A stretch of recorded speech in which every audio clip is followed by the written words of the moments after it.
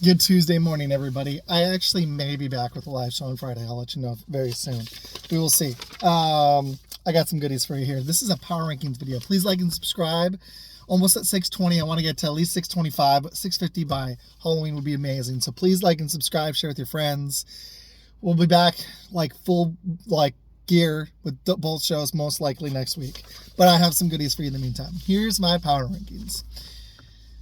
I'm actually gonna, even though the Chiefs probably deserve to be one because they're 7-0 after back-to-back, Super Bowl wins.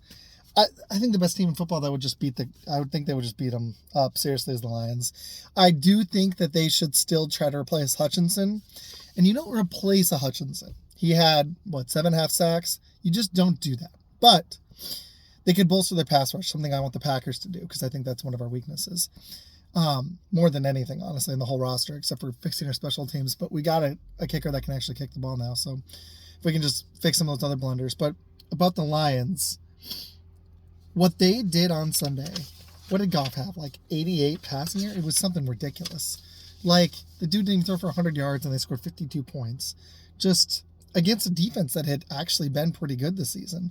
That's ridiculous. That's crazy. They're just nah, we're just going to destroy you. We're going to embarrass you. Their special teams is, legit. I heard that Titans, lost 14 points. I mean, you can just see it. They lost expected, 14.5 points just on special teams. When does that happen? Never. So, this Lion team in all phases, they've got a quarterback that's playing the best ball he's probably ever played. Two-headed monster at running back. When Jameson's healthy in there, now they got two receivers and Laporta. Got no line. D-line might be a slight weakness now with Hutchinson. In that secondary still, I think, is susceptible. But I think all around they're better, even though the Chiefs have Mahomes. My biggest question mark with them is their pass rush, and can Campbell rein it in the playoffs when the games are going to be much closer than this game. But they look like the best team in the NFC, and they might be the best team in football. I got the Lions number 1. Chiefs number 2 because they're just eking out wins. And that is impressive to be 7-0, but it's not impressive. Even though it is 7-0, it's not an impressive 7-0. So I'm going to knock them to number 2 because the Lions, I think, just earned number 1. I get the argument that Chiefs have earned it because they have back-to-back Super Bowl wins and they're 7-0. Who does that?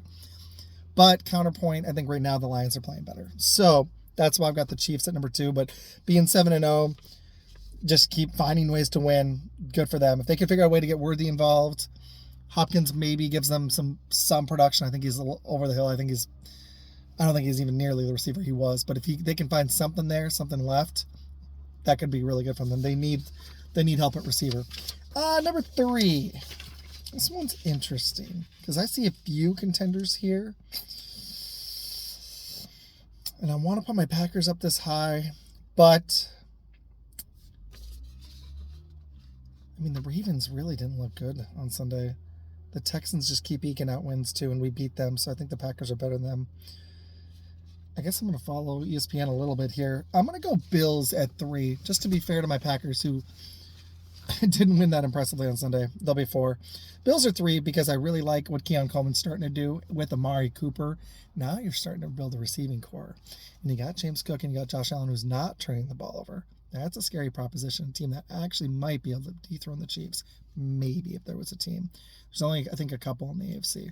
So I'm gonna go Bills here at 3. And if that defense can get healthy and they can get Cooper going, and then all the other receivers will get, the focus won't be on them as much. They won't be able to double Keon Coleman or the tight ends or stack the box on Cook.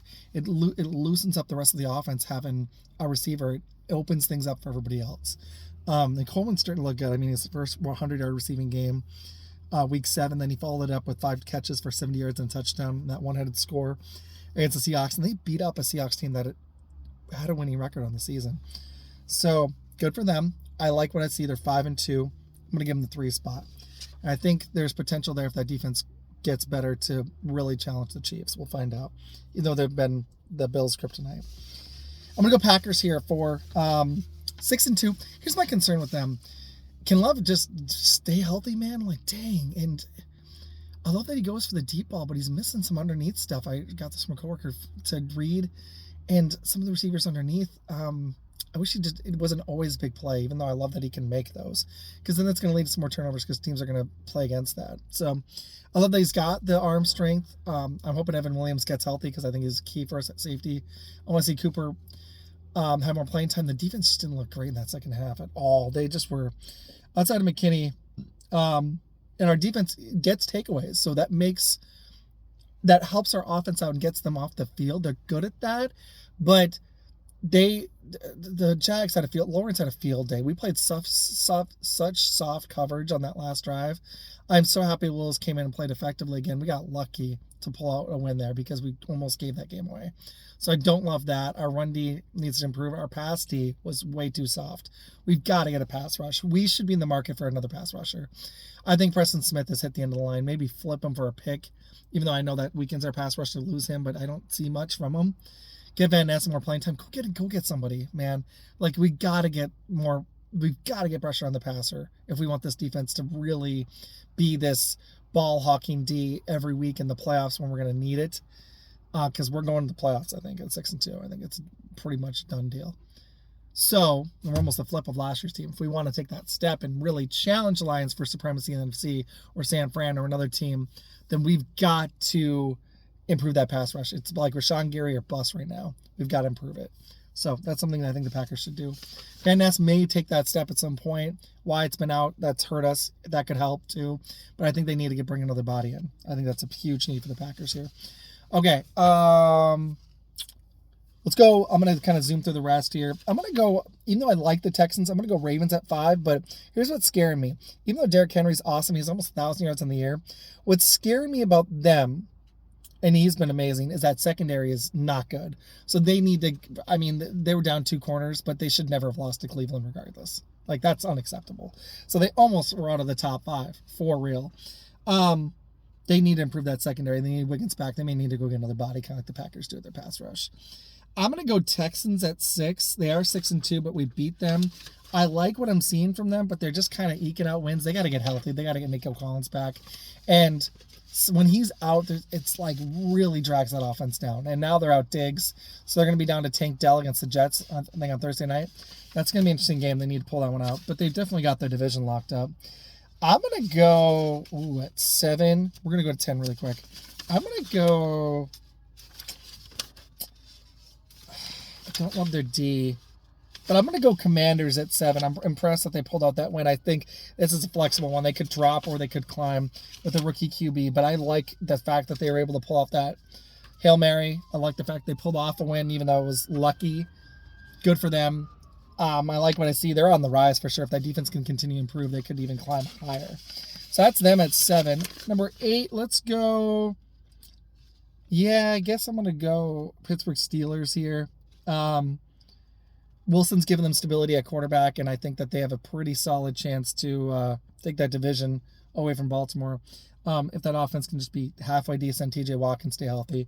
I like what I'm seeing from them. They beat up on the Giants, but I think that there's another ceiling there if Wilson can just be solid. That's all they need at quarterback. Let's go 9. I'm probably being disrespectful to Minnesota here, but I'm going to go Philly here. I think they've earned it. Barkley's been amazing.